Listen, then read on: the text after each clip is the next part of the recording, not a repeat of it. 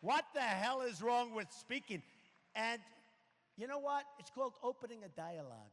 It's opening a dialogue. And I don't say it's going to happen, and probably it won't. But there's nothing. I wouldn't go there. That I can tell you. If he came here, I'd accept him.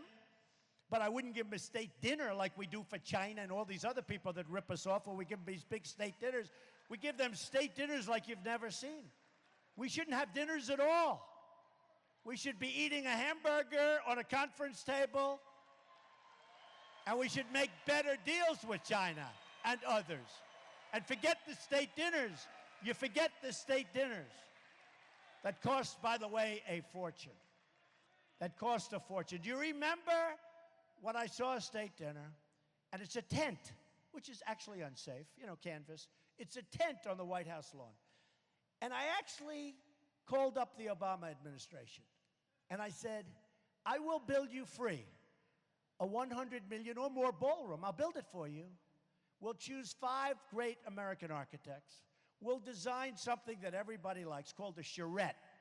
We'll design something that everybody likes. And instead of having a tent, which looks like hell, no, I mean, a tent is, can you imagine the guy that owns that tent company? Do you think he's making a couple of bucks, assuming they probably use him? They probably have somebody, probably retires after he does one event.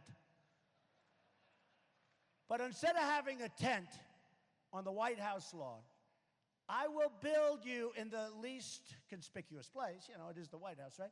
We will build a great, great grand ballroom, and I will pay for 100% the cost. And you know what happened? I spoke to a very important man in the administration. He knows who it is. He's actually already said I spoke to him.